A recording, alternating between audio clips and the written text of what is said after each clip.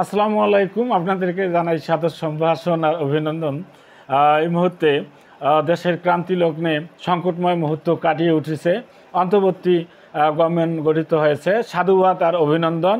আমরা আবারও 2024 সালে এসে নতুন বাংলাদেশ এবং দুর্নীতিমুক্ত জিরো টলারেন্স অর্থাৎ দুর্নীতিমুক্ত বাংলাদেশ দেখতে পাচ্ছি। তো আসলে শিক্ষা খাত নিয়েই আমি আজকে একটি কথা বলতে চাই যে বাংলাদেশের বেসরকারি এমপিওভুক্ত শিক্ষকদেরকে যেভাবে হয়রানি করা হচ্ছে এবং তাদের প্রতি যে বৈষম্যমূলক আচরণগুলো করা হচ্ছে এটা মোটেই কাম্য নয়।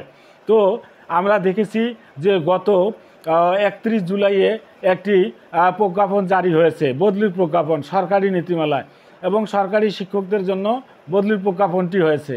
আবার বেসরকারি মাধ্যমিক বিদ্যালয়ের জন্য একটি বদলির প্রজ্ঞাপন হয়েছে। তো একজন সচেতন নাগরিক হিসেবে আমরা যদি বদলির প্রজ্ঞাপনটি বিশ্লেষণ করি তো আমরা সেখানে দেখতে পাই যে এ কোন ধরনের বৈষম্য, আমরা কি ভিন গ্রহের মানুষ নাকি, আমরা কোন গ্রহ থেকে এসেছি।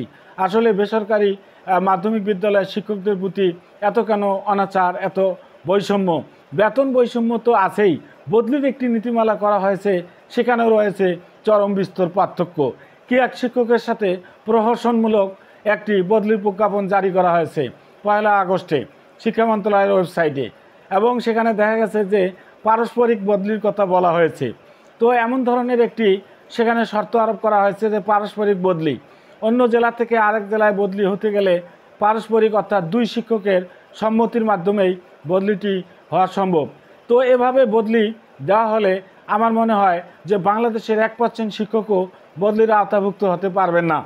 তো অনতিবিলম্বে বাংলাদেশের বৈষম্য বিরোধী আন্দোলনের ছাত্র সমন্বয়ক এবং বৈষম্য বিরোধী আন্দোলন অভ্যুত্থানের পর এবং ফ্যাসিবাদ সরকারের পতনের পর বর্তমান অন্তর্বর্তীকালীন সরকার রয়েছেন, আমি সাধুবাদ আর অভিনন্দন জানাই।